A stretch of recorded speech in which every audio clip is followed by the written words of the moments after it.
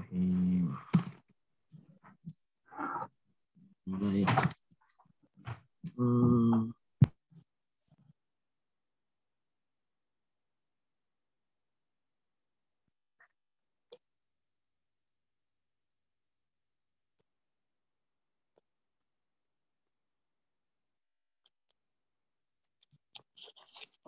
Oke. Kita mulai.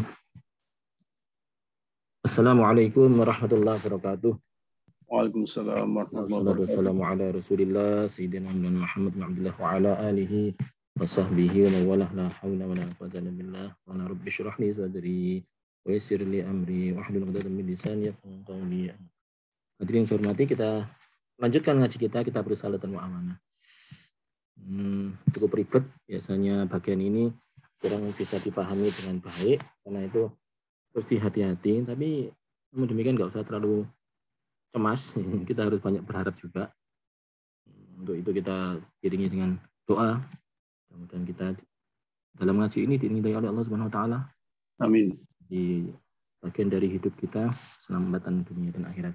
Amin. Ila hadratin Sayyidina Muhammad sallallahu alaihi wasallam.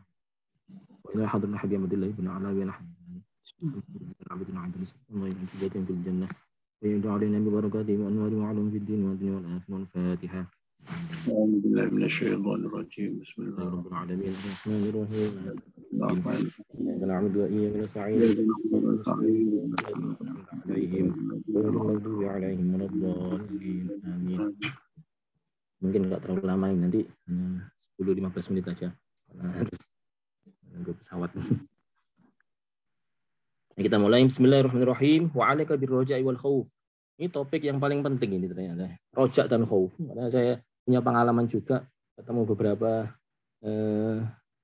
kiai, bahasanya itu roja dan khauf itu sangat-sangat serius, sangat detail. Karena itu saya juga berharap ini bisa lebih serius lagi. Wa 'alaika birroja' wal khauf, hendaklah kalian punya karakter roja dan khauf, punya karakter harap dan karakter yang cemas. Fa innahuma, karena kedua karakter itu min asyrafis samratil yakin. Itu adalah buah dari keyakinan yang paling mulia. Qad wasafallahu bihima, Allah Ta'ala mensifatinya bahkan di dalam Al-Qur'an. Ibadahu as-sabiqin, untuk hambanya yang pada zaman-zaman dahulu sudah disebutkan dalam Al-Qur'an. Faqala wa huwa asdaqul qailin. Allah Ta'ala berfirman, Bismillahirrahmanirrahim. Ulaika alladzina yad'una yabtaguna ila rabbihim wasilata ayyuhum aqrabu yarjuna rahmatah. Anqalam wa ayyuhum aqrabu yarjuna rahmatahu wa yakhafuna 'adzabah. Inna 'adzaba rabbika kana mahdhura. Di sini langsung aja saya sebutkan bahwa sifat mereka itu salah satunya adalah wa yarjuna rahmatah wa yakhafuna 'adzabah, yaitu berharap rahmatnya dan takut akan azabnya. Jadi kedua sayap ini harus seimbang ini. Nggak boleh orang itu hanya takut azab aja sehingga dia pesimis hidupnya, dan nggak boleh saking yakinnya dengan rahmat Allah sehingga akhirnya dia nggak bisa ibadah, nggak kepingin apa-apa, menyambut baik, nggak kepingin melakukan kebaikan. Akhirnya orang itu jadi orang yang teledor, ceroboh. Dan abdi, wa qala Rasulullah SAW, qala Allah Ta'ala, ana inda dhanni abdi bi. Rasulullah bersabda, tapi yang disabdakan adalah firman Allah, yaitu tentang dugaan. Ana inda dhanni abdi bi. Firman Allah yang berbunyi, saya tergantung dugaan hambaku terhadapku. Ini berarti hadis qudsi. Hadis qudsi itu hadis yang diriwayatkannya dari Rasulullah, tapi kontennya dari Allah Ta'ala. Inda dhanni abdi bi falyadhunnu bi ma yasha. Maka mendugalah bi kepadaku, ya, hendaklah dia menduga kepadaku ma yasha, apa yang dia kehendaki. Artinya yang dia inginkan itu gampang. Ini saya kasih tahu ini. Saya ajari caranya ini. Apa yang ingin Anda mendapatkan perlakuan, ya dugalah seperti itu. Misalnya, kepingin disakno mbek Gusti Allah, kepingin disayang oleh Allah. Maka kita harus sangat-sangat yakin betul bahwa Allah Ta'ala itu sayang sekali pada saya. Gitu. Jangan sekali-kali ngomong Allah Ta'ala itu kejam terhadap saya. Nggak boleh. Ya, apa yang diinginkan diperlakukan itu, maka ambil dugaan, ambil keyakinan seperti ini. Qala alaihi salatu wassalam, Rasulullah bersabda, qala Allah Ta'ala wa izzati wa jalali la ajma'u ala abdi amnain. Demi keagunganku, kebesaranku, aku tidak akan mengumpulkan amnain, dua keamanan. Wala khaufun, dan dua ketakutan. Rasa aman dan rasa takut dua. Apa itu dua?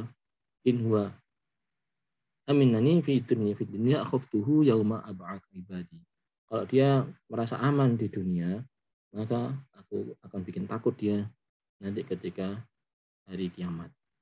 Ab'atsu, dibangkitkan, hidupkan lagi.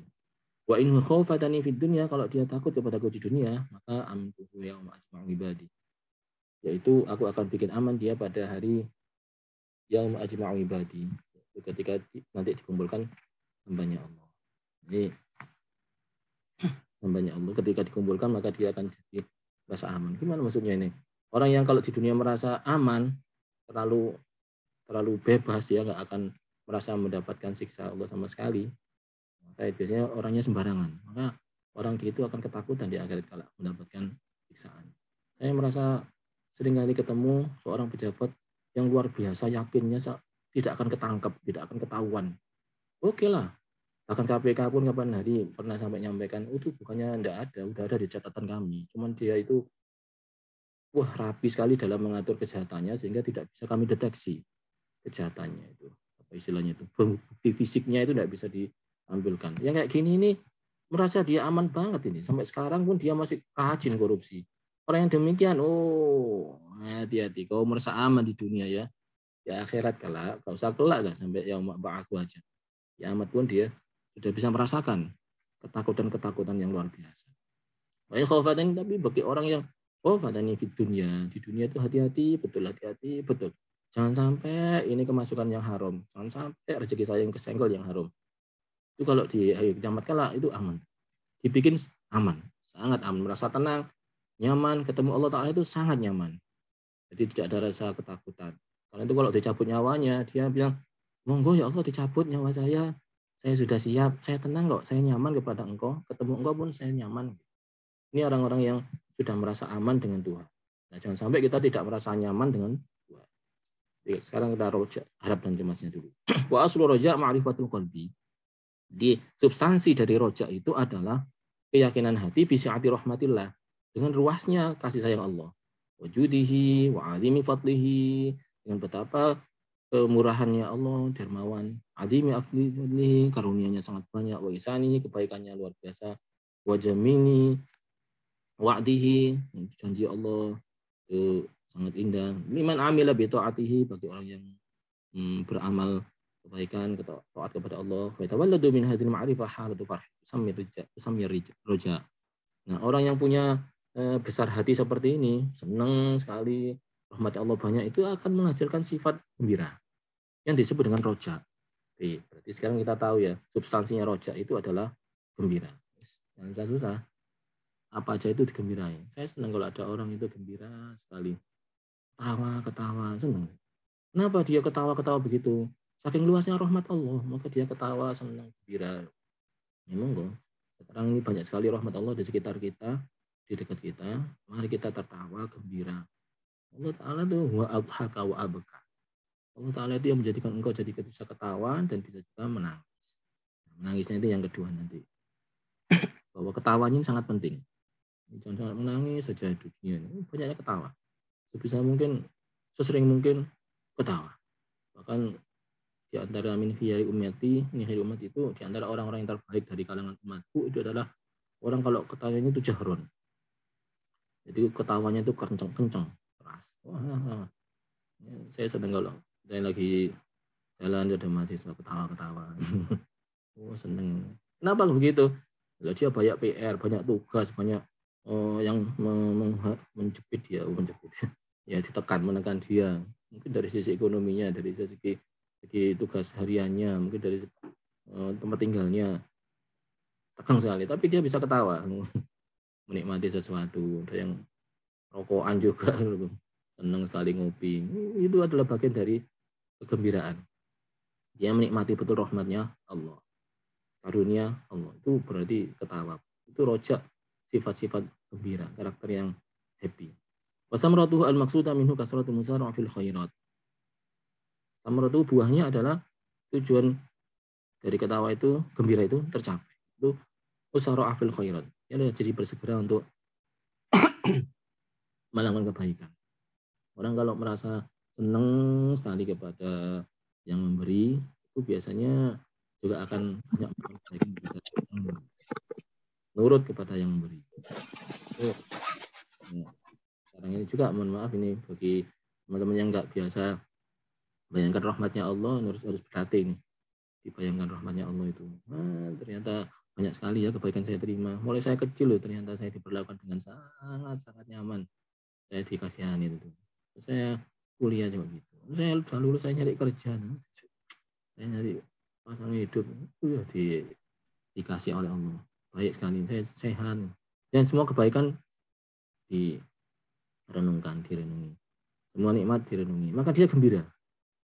Ini pentingnya ini. Jadi bagi hadirin yang ngaji ini, saya tetap menganjurkan supaya banyak-banyak mencari-cari apa saja karunia Allah yang sudah diberikan kepada kita.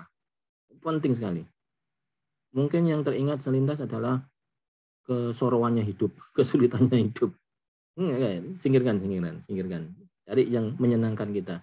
Apa aja itu? Orang-orang yang telah menyenangkan kita. Apa aja itu? Orang bikin gembira kita. Apa aja ya? Oh ini. Perlakuan apa? Wah, kita terus gembira. Itu kita ingat-ingat. Dan itu akhirnya jadi kita merasa harus matur nuwun, harus nyaman. Dengan demikian kenyamanan itu mengakibatkan kita jadi makin baik. Karena kebaikan itulah yang bikin dia mendapatkan timbal balik yang baik. Wasyidatul makhofah ala ta'ah, dan sangat menjaga kepada ketaatan. Nggak mau melanggar sedikit pun, mau bekerja yang sangat efektif, sangat efisien, kinerjanya jadi tinggi. Ini dimanapun, di tempat kerjaan pun demikian. Orang-orang yang merasa di dalam tempat kerjanya itu dihargai, disenangi, dia akan makin rajin dalam bekerja. Dan sebaliknya begitu juga orang yang merasa di tempat kerjanya itu penuh tekanan, penuh hinaan, penuh cacian, dan dia diremehkan selalu, maka dia akan malas kerja. Kita sendiri harus bisa menyetel diri sendiri bahwa kita di tempat kerja itu sangat dihargai, sangat diapresiasi, sangat berguna. Ya memang dimaknai. Soalnya kalau enggak itu kerja cuma sekedar rutinitas harian. Tapi kalau kita memaknainya sebagai makna yang baik, saya jauh-jauh dari Surabaya pindah ke Jakarta untuk melaksanakan tugas negara, yang saya pikir adalah menilai-nilai dari apa yang saya kerjakan ini. Kalau enggak, wah berat. Apalagi mikir bayaran PNS ya. Saya ini dipikir adalah wah, nilai yang kita kerjakan ini secara kemanusiaan tuh kayak apa beratnya, kayak apa besarnya, kayak apa agungnya di mata Tuhan. Itu. Sehingga ketika menghadap pada Allah Ta'ala itu dalam keadaan ya sudah melaksanakan ya Allah. Bahasa menurut maksud gitu akhirnya alat taati. Fa inna ta'ata hiya sabil mausul ila ridwanillahi wa jannati. Karena ketaatan itu sebetulnya hakikatnya adalah sebuah jalan yang mengantarkan orang kepada ridhonya Allah, wa jannati, dan surganya Allah. Ini saya cari ya supaya nggak salah paham ini. Mudah-mudahan kalau sudah kayak gini nih nggak sampai salah paham. Setiap ketaatan itu adalah jalan untuk menuju ridhonya Allah. Jadi nggak usah dipikir ganjarannya biro. Ini pahalanya besar apa kecil ya? Nggak usah dipikir itu. Kenapa? Ini pun sudah berada di sini, itu berarti sama berada di jalan yang menuju kepada ridho Allah. Jadi ditakdir berada di jalan itu sudah luar biasa. Saya ulangi lagi, bahwa kita ditakdir bisa berada di jalan itu aja, itu sudah luar biasa. Itu sudah rahmat dari Allah. Sholat misalnya, sholat saya diterima nggak ya? Nggak usah mikir begitu. Ditakdir sholat aja itu seperti sudah beruntung sekali. Lalu kalau sholat itu direnungi betul, happy lah. Ketika alhamdulillahirrahmanirrahim, matur nuwunnya sebisa mungkin isinya adalah matur nuwun yang bernada bahwa alhamdulillah kita ditakdir bisa sholat. Nggak banyak orang bisa ditakdir sholat itu. Jadi nggak usah mikir sampai sholatnya nanti diterima nggak ya? Ini nanti batal nggak ya? Sajadah pakai sujud ini najis nggak ya? Terus saya ini sudah khusyuk ya? Kayaknya nggak khusyuk ini. Nggak khusyuk nggak diterima nih. Kayaknya kurang tumaknina tadi itu. Waktu sujud tadi kurang, dahinya kurang metel sampai akhirnya dahinya nggak sakit. Ngapain nggak perlu sakit? Nggak usah. Sudah ditakdir bisa sujud itu sudah luar biasa. Ya, itu kehormatan dari Allah Ta'ala bahwa kita sudah ditakdir untuk bisa mengarah kepada kebaikan, ketaatan. Dan itu sudah melupakan bagian dari rahmat Allah yang membawa kita kepada ridhonya. Dan nanti ada rewardnya itu jannati. yaitu surganya. Ini mesti dipegang dulu ini. Kalau enggak nanti suka minta balasan kita. Mau la ilaha illallah balasannya biro ya. Berapa? La ilaha illallah kok diminta balasan. Sebuah kalimat yang mutlak kebenarannya. Saya katakan mutlak karena la ilaha illallah itu kan tidak ada Tuhan selain Allah. Itu sudah mutlak kebenarannya. Untuk mengatakan suatu premis yang mutlak kebenarannya kok minta bayaran itu kan aneh. Ya, para kiai kadang mengilustrasikan dengan mengatakan bahwa baju putih ini warna apa? Warnanya putih. Iya putih. Untuk mengatakan baju putih ini warnanya putih itu Anda perlu minta bayaran apa enggak kepada Allah? Enggak usah ngomong putih kok itu. Berarti memang seharusnya lah yang putih itu dikatakan warnanya putih. Enggak usah minta bayaran terhadap itu. Sama aja seperti 1 tambah 1 berapa? 2. Untuk mengatakan bahwa 1 tambah 1 itu adalah 2, apakah seseorang perlu dibayar? Enggak perlu. Itu sudah sebuah kemutlakan. 1 tambah 1 ya 2 sudah. Enggak usah perlu minta bayaran. Karena itulah di sini sudah bisa mengatakan 1 tambah 1 itu sudah beruntung. Kita sama dengan 2 itu sudah beruntung. Diulangi, sudah bisa mengatakan bahwa 1 tambah 1 adalah 2 itu sudah beruntung. Berarti kita dalam kondisi waras. Tidak kondisi yang tidak waras. Kondisi itu keberuntungan bagi kita. Ya lagi kalau kita sudah ditakdir untuk bisa sholat, apalagi bisa sujud, bisa sholawat, itu sudah keberuntungan.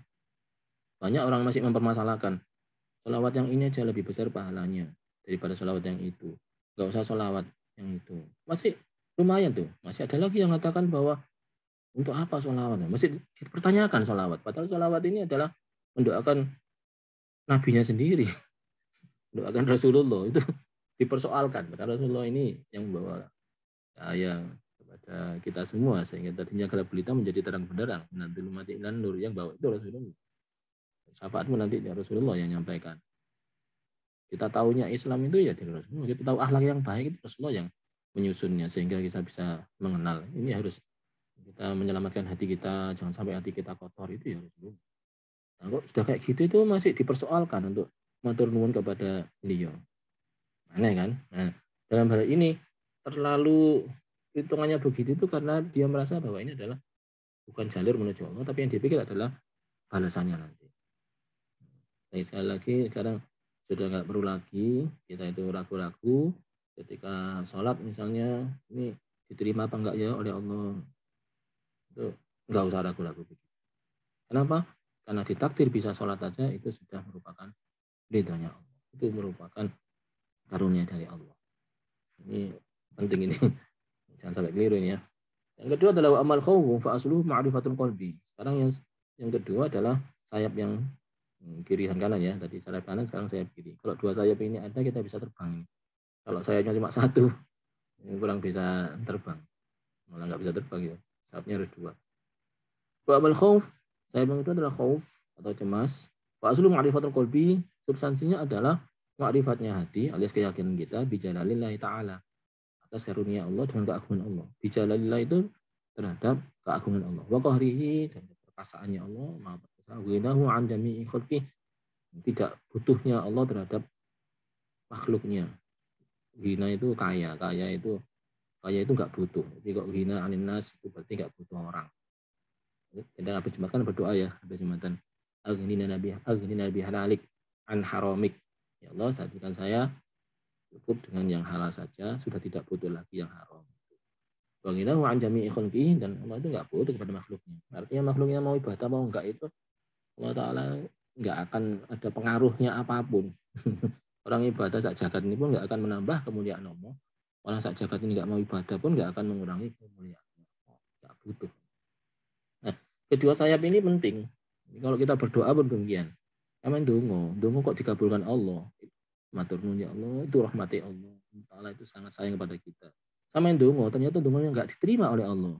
Itu harus yakin bahwa Allah itu maha jabbar, maha jalillah, sangat perkasa, maha kuasa, punya hak prerogatif untuk membatalkan keinginan seseorang. Harus mengakui keagungannya Allah, mengakui kediksayaannya Allah, keperkasaannya gitu. Jadi kalau doanya diterima, maksudnya udah langsung terkabul, itu rahmatnya Allah. Sayap di rojaknya keluar. Kalau doanya nggak diterima, khaufnya yang keluar. Allah Ta'ala itu maha agung, maha perkasa, maha kuasa untuk mengubah sesuatu, kuasa untuk menentukan sesuatu, mencegah sesuatu, mengatur segala sesuatu, sehingga yang ini mestinya gini, kalau Allah nggak cocok, ya nggak akan gini. Meskipun kita mengatakan gini itu baik, tapi kalau Allah mengatakan tidak, ya meskipun gitu itu baik, kalau mengatakan tidak, ya tidak. Yang baik itu yang gitu, yang gini enggak. Kalau Allah mengatakan yang gini baik, ya berarti yang begini itu yang baik. Baik, ini adalah jalanillah, maha kuasanya Allah. Ini dua sayap harus selalu beriringan. Anjami khalqihi wa syadidi iqabihi, dan siksa Allah itu juga pedih. Wa alimi azabihi, azabnya Tuhan itu juga pedih. Alladzina tawa'ada bihima man aswahu, yang tentu saja itu adalah sebagai punishment bagi orang yang maksiat kepada Allah, maksiat kepada Tuhan. Wa khalafa amarahu, yang melanggar aturan-aturan. Wa tawalladu min hadhil ma'rifah halatun wajal, tusamyal khauf. Nah, kalau kita sudah merasakan meyakini substansi dari khauf ini, yaitu keagungan Allah, perkasaan Allah, maka akan muncul rasa wajal atau takut, disebut sebagai khauf. Rasa khauf itu cemas, hati-hati, sangat hati-hati. Wasamratuhal maksudah minhu tarakul ma'asi. Orang yang sudah punya karakter ini, maka dia akan gampang meninggalkan maksiat.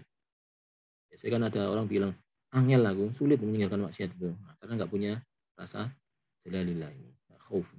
Nah, kalau punya khauf itu gampang meninggalkan maksiat. Ini gak apa-apa, korupsi sedikit-sedikit ini. Enggak, aku mau. Sungkan aku Gusti Allah perkasa kayak gitu, bahasa kayak gitu, saya melanggar. Sungkan Allah Ta'ala maha rahmat kok. Jadi khauf dan rojaknya itu mengiring. Apalagi kalau yang khaufnya keluar, yaitu adalah pedih siksanya. Wah, diajar di neraka sampai nyolong duit. Nerima sogoan, diajar tuh pangeran. Cok. Nah, gitu. Tarkul ma'asinya tuh mudah. Ini beberapa orang ini, coba kita ingatkan tentang adabnya Allah. Nggak mempan. Dia tetap aja motongi duit orang miskin. Bantuan sosial dipotong duit. Masya Allah, dikorupsi. Ada yang korupsinya kecil-kecilan, ada korupsinya besar-besaran. Belum dalik. Dikasih tahu itu diajar itu masih berat aja menerimanya. Enggak punya rasa khauf akhirnya. Wasyidatul ihtiraz minha. Kalau punya rasa khauf ini, maka dia mudah meninggalkan maksiat dan mudah untuk hati-hati terhadap segala kemaksiatan. Fa innal ma'siyata hiya tariq bi mawsa al-muwassala ila khutillah wa dari uqubati. Ini kalau tahu ini ya, ini gampang ini. Saya ingatkan melalui ini. Karena kemaksiatan itu hakikatnya adalah jalan yang menuju kepada suktillah, murkanya Allah. Jadi orang itu nggak usah mikir maksiatnya ini dosanya piro ya, enteng apa dosa besar ya, dosa kecil apa dosa besar. Maksiat kayak gini nih, dosanya kira-kira seberapa? Kira-kira neraka jadi mana? Nggak usah mikir begitu. Nggak usah dosanya seberapa gede, seberapa kecil. Ini semua maksiat itu hakikatnya ada jalan menuju murkanya Allah. Alias nantang dimarahi Allah. Nantang kemurkaannya Allah. Bisa jadi maksiatnya itu maksiat yang sangat sederhana, kecil, remeh. Tapi kalau itu menantang murkanya Allah, jalannya menuju neraka, dari berarti itu neraka. Siksa. Ini substansinya harap dan cemas sudah kepegang nih. Jadi keyakinan hati, kalau harap itu rahmatnya Allah, kalau cemas itu keagungan Allah, keperkasaan. Wa kullu raja'in wa kullu khaufin. Sekarang ada kalanya seseorang itu terlalu rojak dan terlalu khauf. Nah, saking rojaknya, saking optimisnya, sampai akhirnya sombong. Ada lagi yang khauf, takut. Saking takutnya kepada Allah, sampai saking takutnya, takut banget. Akhirnya jadi putus asa. Misalnya putus asa dari rahmatnya Allah. Kalau rojak, terlalu optimis sehingga menjadi sombong. Ini kalau terlalu, khauf juga demikian. Ini jadi pesimis hidupnya itu, kecil hati. Saya ini sudah kotor, hidup saya mana mungkin diampuni oleh Allah. Maka dia juga jadi ruwet hidupnya. Contoh lain, yaitu tadi misalnya sholat nggak yakin diterima, amal nggak yakin diterima, semua harus ada gas di hadapan Allah, yaitu pahalanya. Mana ini saya sudah sodako kok nggak ada balik, katanya kalau sodako itu dibalik 10 kali lipat, 10.000 berarti nanti 100.000. Itu hitungannya ribet banget dengan Allah. Banyak orang yang kalau hitungan itu detail banget.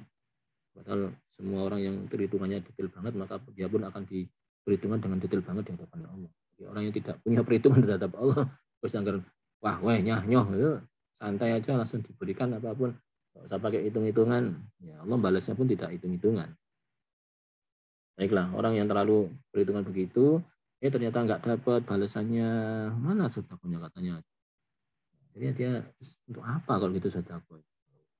Itu akhirnya. Sholat pun demikian. Kalau sholat nggak diterima, ngapain saya harus sholat? Nah, ini kabar lagi. Nah, faedah sujud. Apa faedahnya sujud? Kalau sujud aja belum tentu diterima, nggak usah sujud. Apalagi kalau tahu misalnya, umpamanya dikasih bisikan oleh suatu makhluk. Nggak tahu itu malaikat, nggak tahu setan apapun, bisa bisikin. Mas, ibadahmu itu, sholatmu lu gak diterima. Kira-kira bagaimana? Begitu ngapain saya repot-repot sholat subuh? Apalagi subuh ini. Masih agak ngantuk-ngantuk sholat. Ternyata nggak diterima. Sampai tak rewangi bangun subuh.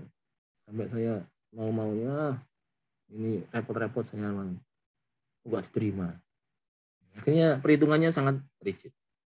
Padahal sudah ditakdir bisa sholat subuh itu adalah rahmatnya Allah. Nggak semua orang ditakdir demikian.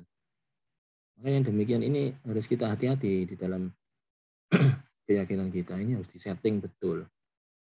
Bahwa kita ditakdirkan untuk bisa ibadah itu adalah kehormatan dari Allah untuk diridhoi, menuju jadi orang baik. Dan kita terhindar dari kemaksiatan itu juga merupakan hadiah dari Allah untuk dicegah dari mengarah kepada dimurkai oleh Allah. Mari kita cek, kita setting rojak dan khuf kita. La yahmilani ala fi'lin muwafaqat wa tani mukhalafat fa'dudani 'inda arbabil basair. Para ulama itu tahu kejadian seperti ini, ada yang rojaknya itu harapnya itu, optimisnya itu ternyata tidak membawa kepada muwafaqat, kebaikan, kepada kondisi dia ibadah. Dan ada juga yang khaufnya itu ternyata tidak membawa kepada tarkul mukhalafat, yaitu meninggalkan pelanggaran. Ya khauf, tapi khaufnya ternyata tidak berefek kepada tarkul mukhalafat. Maksudnya tetap ya mudah untuk melaksanakan kemaksiatan. Ini mudah untuk melanggar. Khauf yang demikian ini tidak ada gunanya. Taruhat batas wisat. Ya. Sia-sia tidak ada gunanya. Punya khauf yang seperti itu. Akibatnya la hasulaha wa la ta'ila tahtaha fa inna man raja syai'an talabahu man khaufa syai'an haraba minhu. La mahalah.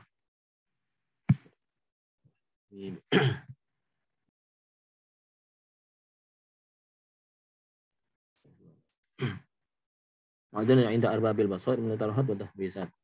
Allati la hasulalaha wa la ta'ila tahtaha fa inna man raja syai'an talabahu man khaufa syai'an haraba minhu. La mahalah. Orang kalau kepingin mesti dikejar, kalau orang takut mesti menghindar. Nyatanya dia kepingin tapi nggak mau ngejar. Pengen diridhoi Allah, tapi nggak mau ngejar. Nyatanya orang takut tapi nggak mau menghindar. Saya takut dimurkai Allah, tapi nggak mau menghindar.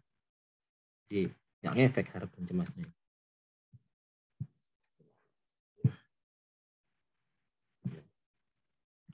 Hadirin saya hormati, bahwa kondisi kita untuk bisa tetap men-setting supaya kita tetap punya optimisme itu harus dikuatkan di dalam hati kita. Ya mungkin kalau terlalu pesimis akhirnya ya nggak bisa jalan di kantor, di tempat kerja kita ngomong orang ini malas-malas semua ya. Tapi kalau kita pikir di sebaliknya, ya, alhamdulillah di zaman pandemi gini kok ya orang ini masih mau-maunya bersedia menerobos kesulitan di jalan, mau keluar sampai mau kerja. Zaman akhir ini ya banyak orang yang ngawur, maksiat, jarang balik lah. Zaman akhir ini kok ya ada orang mau-maunya ngaji online lagi kayak gini, masih mau-maunya sholat sunat, masih mau-maunya baca Al-Quran. Kita pikir yang positifnya. Ada orang yang masih belajar sholat, alhamdulillah dia itu adalah asalnya korak itu, kotoran rakyat korak, dia preman, kok mau sholat alhamdulillah syukur. Jadi umpama cara sujudnya kurang sempurna, cara berdirinya kurang sempurna, cara sendakapnya kurang sempurna, wudunya apalagi kurang sempurna, ya wis. Wis gelem bismillah, alhamdulillah sapi ini. Gelem Fatihah, gelem sembahyang mau apa namanya? Mau sujud itu sudah luar biasa ini. Gitu, nggak usah diarahkan ke pesimis. Akhirnya banyak orang yang lupa kepada Tuhan, banyak orang nggak usah gitu lah. Kita syukuri masih banyak orang yang mau ngaji, apalagi cara online gini. Itu luar biasa. Kita kadang seharian itu bisa ngurusi sosmed itu kadang sampai bisa habis waktu berjam-jam tanpa ada efek apa-apa. Karena kalau terlalu ruwet gitu, terlalu memikirkan yang jelek-jelek begitu, akhirnya ujung-ujungnya nggak nyaman dengan Allah, nggak nyaman dengan Rasulullah. Akhirnya lama-lama janggal terhadap agama itu. Janggal gimana? Ya, iya kan kita sudah soro-soro repot-repot mau ibadah, mau sholat, ternyata nggak masih diterima. Ternyata masih disiksa. Ternyata sudah direwangi puasa, direwangi bayar zakat, pergi jauh-jauh haji, ternyata tidak diterima. Model-model kayak gitu akhirnya mengurangi kita empati kita terhadap agama kita sendiri, mengurangi semangat kita dalam ibadah. Lagi kita harus berpikir sebaliknya. Sudah ditakdir bisa sholat, alhamdulillah. Bisa haji, coba datang ke tempatnya Rasulullah, langsung berada di dekatnya Ka'bah, bisa tawaf, itu takdir yang luar biasa. Dulu ada orang yang bertanya ketika di depannya Ka'bah itu kepada salah satu ustadz, kok nggak nemu ya, katanya ada keajaiban tuh kalau ke Mekah. Keajaiban itu banyak keajaibannya, kok saya dari tadi mulai datang sampai hari ini kok belum ada keajaiban ya. Loh, mas sampean bisa melihat Ka'bah ini juga keajaiban. Gak percaya. Kan bisa berada di depannya Ka'bah, bisa melihat Ka'bah Ka'bah langsung itu dengan mata kepala itu keajaiban. Melihat Ka'bah itu kan berpahala tuh. Melihatnya aja berpahala. Kalau di rumah kan ada gambar Ka'bah poster, enggak termasuk itu. Berpahalanya yang langsung melihat kepada Ka'bah, berhadapan melihat Ka'bah itu pahala. Ya enggak dipikir bahwa gitu itu adalah termasuk takdir. Apalagi bisa nyimak jalan aswad. Itu ya termasuk bagian dari sebuah takdir yang membanggakan. Kita pun demikian. Punya profesi, kita misalnya ngajar. Udahlah, nggak usah mikir pahalanya, nggak usah mikir nanti mereka balas kepada kita apa enggak usah. Terus kita ditakdir bisa ngajari orang, bisa ngasih jadi pengantarnya hidayah Allah kepada seseorang. Sudah kehormatan yang luar biasa dari Tuhan kepada kita. Nggak usah mikir nanti dia balas apa enggak, termasuk ya mencarikan nafkah untuk keluarga, untuk anak. Mencarikan nafkah itu sudah merupakan kewajiban seseorang. Dan melaksanakan kewajiban itu adalah ibadah. Dan mereka semua adalah hamba Tuhan, hamba Allah. Dan kita ngurusinya. Ngurusinya itu pun sebuah kehormatan. Sebuah takdir yang sangat membanggakan di hadapan Tuhan. Soal nanti mau balas apa enggak balas, ya enggak ngurus. Itu bukan urusan kita itu. Apalagi sampai khawatir. Ya, tak api ben ku apik nang aku, tambah itu enggak ada ikhlas-ikhlasnya sama sekali. Banyak kan orang tua ngomong, tua melok sopo sampean. Ikut siapa kalau udah tua? Ya ikut anak. Repot itu sudah. Karena seakan-akan gak yakin bahwa Allah bakal mengurusi dia kalau dia tua. Apa itu maksudnya? Meragukan bahwa Allah adalah Allahus Samad. Allah tempat bergantung. Harusnya kalau bergantungan diri itu ada kepada Allah, bukan kepada anak.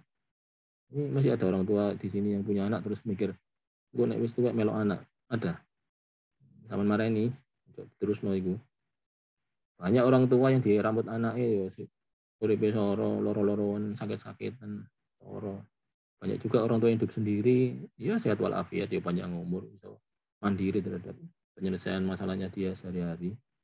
Enggak ada urusan, enggak ada hubungannya dengan diurusi anak atau enggak, semen ikhlas saja. Bisa mengasuh anak itu pun termasuk bagian dari kehormatan dari Allah SWT. Waktu ditakdirkan seperti itu ya sudah. Yang profesinya mengajar tadi itu sudah bisa ngajar, ngasih inspirasi kebaikan kepada murid, itu sudah kehormatan dari Tuhan. Mengarahkan kepada kebaikan kok. Soal sampean diterima apa enggak ya ibadah saya? Enggak usah mikir sampai segitu-gitunya. Anak gelem ngaji sapi wis. Enggak usah sampai di senen-seneni dimarah-marahi. Zaman sekarang loh, orang main game doyan cangkruk doyan ini kok anak kok belum ngaji. Maca Quran gelem sembahyang itu luar biasa, wis apik wis. Itu seneni. Ini. Maka marilah kita cari positifnya terus kita sebut. Kalau bisa negatif-negatifnya itu kita hilangkan. Kalau sudah menghilangkan yang negatifnya itu, maka jadi banyak positifnya. Kalau banyak positifnya akhirnya bisa nyaman. Kalau sudah nyaman dengan Allah, maka kita nyaman juga dengan semua aturan-aturan yang ditetapkan oleh Allah. Ya, itu akhirnya kepada billahi. Aku ridho kepada Allah, aku nyaman dengan Allah. Billahi, billahi robba bil islami dina. Aku nyaman dengan agama Islam ini, cocok ini ajarannya, sehingga nyaman ketika beribadah, nggak bingung sama ganjaran. Nanti ini, jangan-jangan saya ini tadi waktu sholat Allahu Akbarnya kurang tangannya kurang naik. Jangan-jangan Allahu Akbarnya Allah alamnya terlalu kurang tebal, batal sholat saya ini. Lalu gitu itu repot akhirnya. Tuh udah 3 kali apa 2 kali ya? Kurang sekali lagi. Oh ini kurang rata wajah saya. Sudahlah, sudah. Jangan terlalu begitu. Allah Ta'ala itu nggak menghendaki agama ini jadi satu kesulitan. Justru kita ini diberikan kemudahan ya Allah. Dalam Al-Quran itu disebutkan seperti itu. Jadi sampai di surah hati-hati, jangan sampai repot dalam menjalankan agama ini. Baik hadirin yang saya muliakan, bahwa kesimpulannya mohon untuk bisa menjadikan Allah Ta'ala itu sebagai subjek, sebagai penentu alam semuanya ini termasuk diri kita. Dan Allah Ta'ala itu pula yang menjadikan adhaka wa abaka. Wa annahu huwa adhaka wa annahu huwa adhaka wa abaka. Allah Ta'ala itu menjadikan kita bisa ketawa dan bisa nangis. Orang-orang yang bisa ketawa itu juga bisa nangis juga. Ya mungkin juga orang yang suka ngajarkan nangis di masjid-masjid itu, kalau doa itu akhirnya kita dengar doanya itu udah pengen nangis.